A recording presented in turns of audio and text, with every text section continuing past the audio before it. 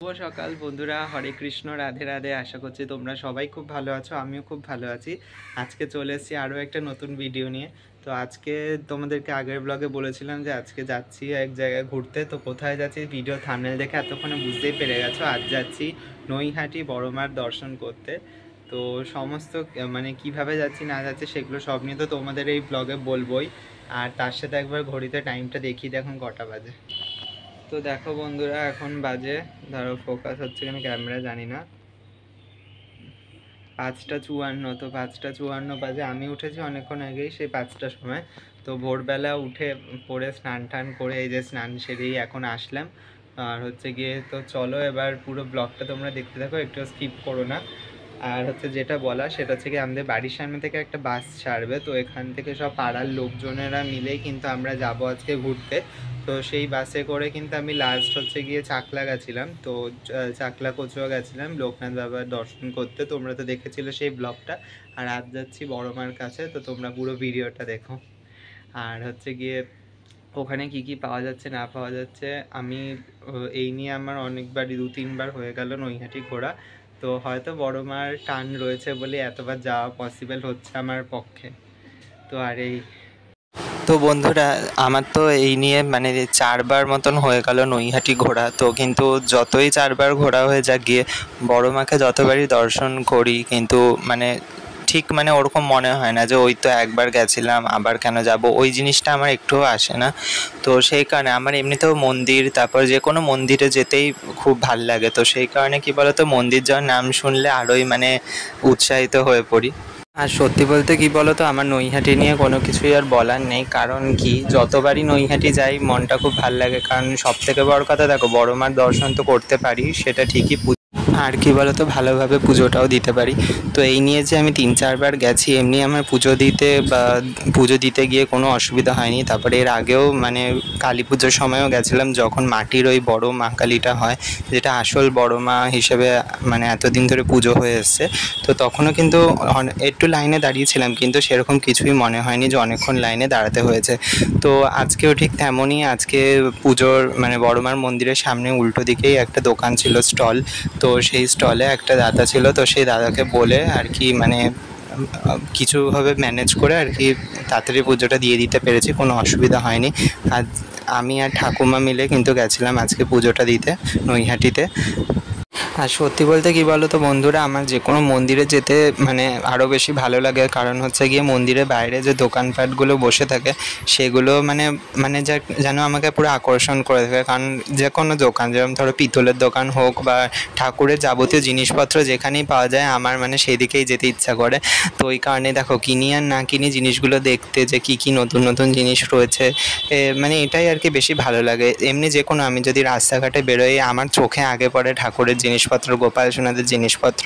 তো কিনতে থাকি, আর কি করব বলো।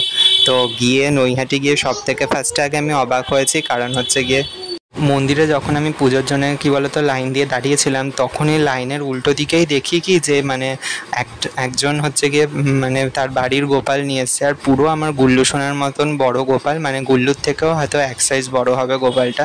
তো মানে দেখে আমার সত্যি কিছুক্ষণের জন্য মনে হচ্ছিল যে গুল্লুকে নিয়ে আসলেও হয়তো হতো।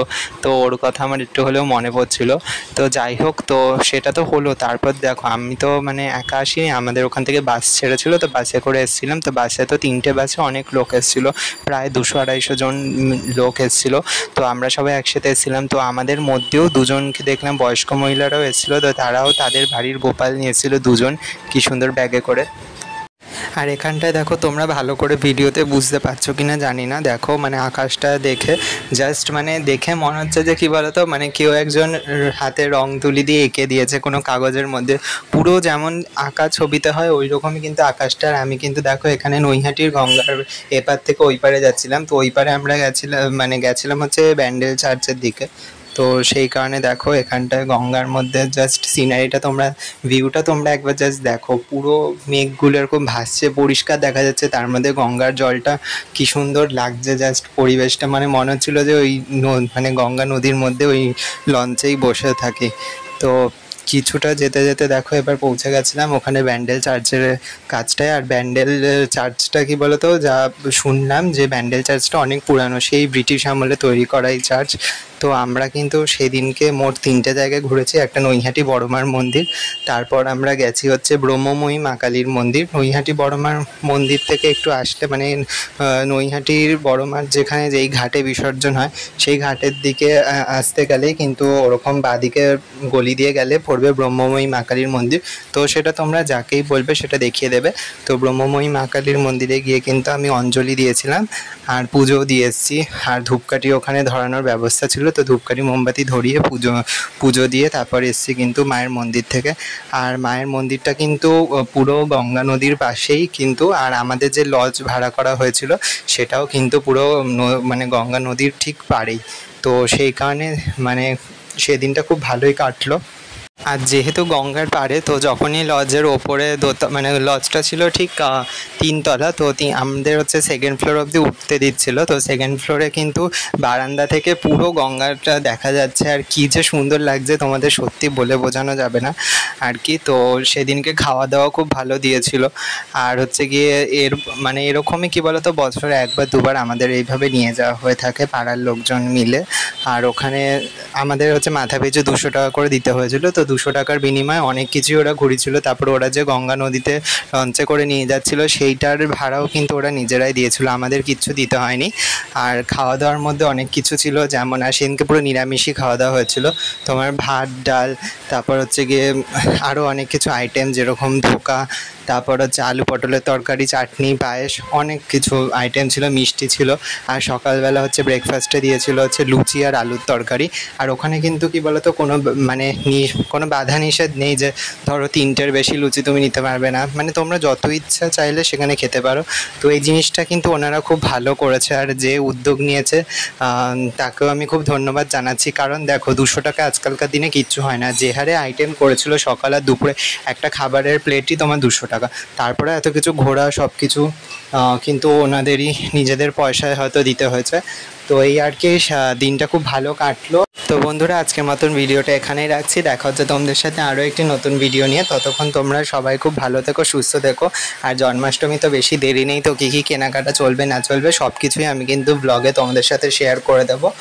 আর তোমরাও আমাকে একটু কমেন্ট করে জানিও, হ্যাঁ, যে ঠিক কোন ড্রেসটা কী কবে কী পরাবো। তো রাধে রাধে বন্ধুরা।